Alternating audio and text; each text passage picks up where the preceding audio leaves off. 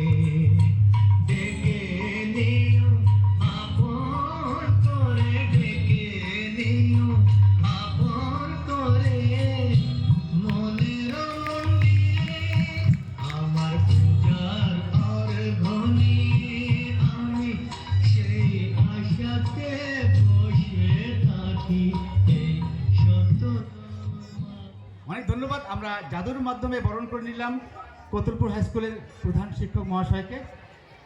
আর এরপরে হবে আমার